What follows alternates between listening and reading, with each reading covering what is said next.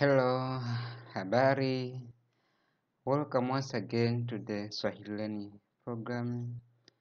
And today I wish to share with you something very important in Swahili, and that is the uses or the functions of the morpheme ni, or you can sometimes call it the prefix, infix, or sometimes occur as a suffix.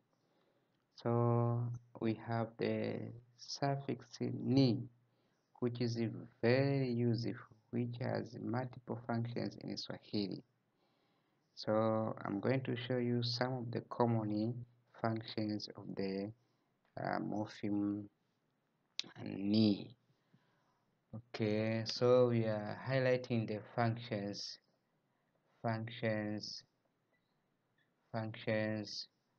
of ni, function of ni in Swahili. So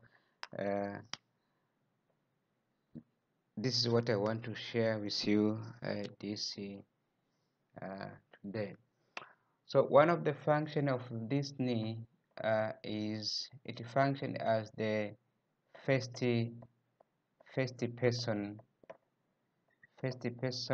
personal pronoun prefix.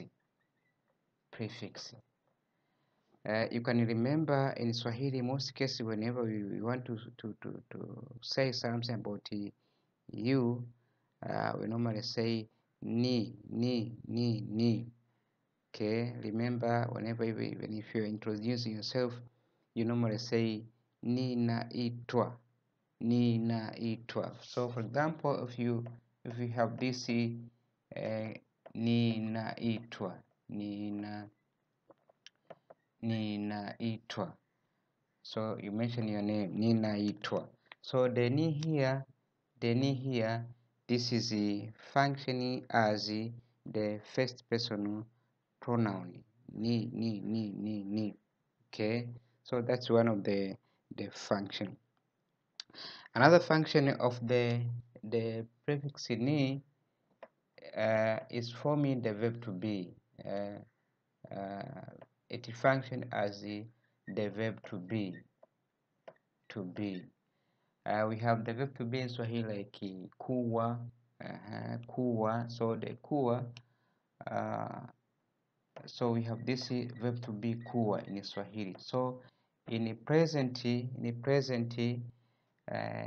is kuwa become ni. This is what we see in Swahili verb to be. So be can be is, can be are. So this ni, it simply means is or sometimes are. Okay. So for example, if you are proceeding with this introduction, you can maybe, for example, if you use another way of introducing by using the word by using jina.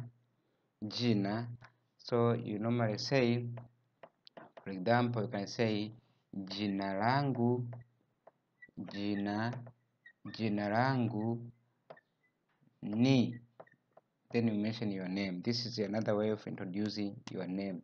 So the ni here, it means is.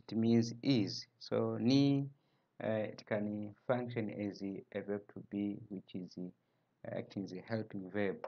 This one, ni. Okay. Another important common function of ni in Swahili is forming the verb, forming the adverb of praise.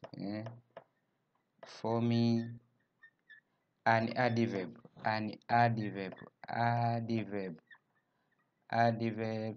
of praise, adverbials.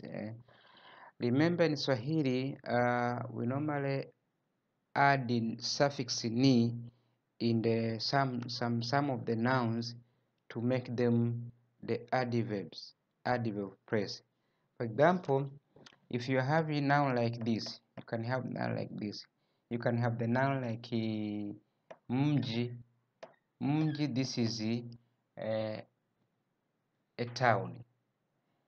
but whenever you add ni here, it become mjini. So mjini is in town.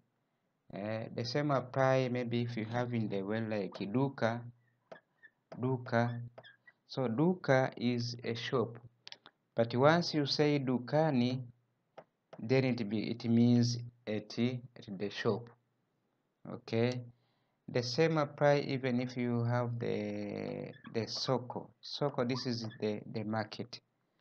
So if you add ni, the suffix ni, it becomes sokoni. So sokoni, it means at the market.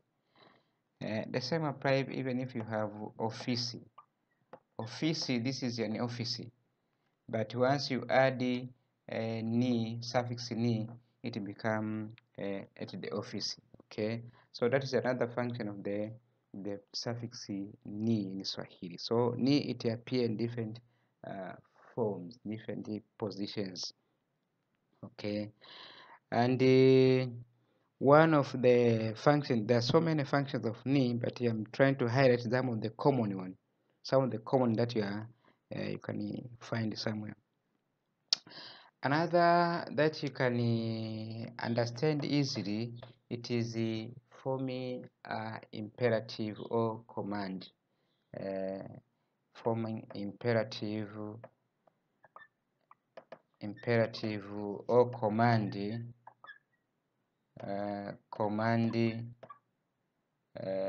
to the second personal, second personal plural, plural. So for example, if you want to tell people in group, we normally add the ni. So the ni, it indicates that you are addressing many people. For example, if you want to tell, if you want to say habari. Habari is just for you, habari. But if I say habarini, it means you. Or simply means you can say, you have the word like twende. Twende is just a single. You can say it means let's go, twende. But once you say twendeni, it means you are telling many people. You are telling many people in the second person plural. Okay, and you can also say the word like subiri. Subiri, it means wait. So you can tell someone, oh, subiri. That's the one person. But if there are many, then you have to say subirini. So subirini, it means there are many. Subirini. Okay.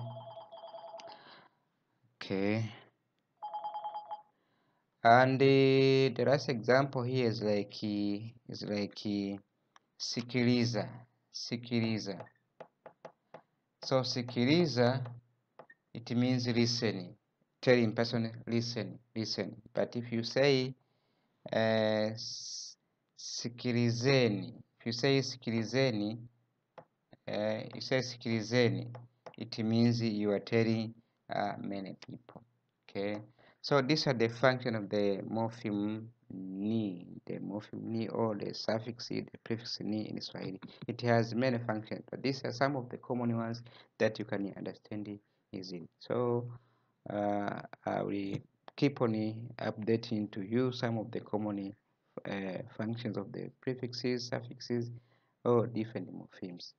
So may I take this opportunity to welcome to Learn Swahili with me, and you can now book your online lesson so that I can teach you a communicative Swahili, and you can speak Swahili within a very few weeks. So you are most welcome, and I hope to see you soon. Karibu sana na kwaheri.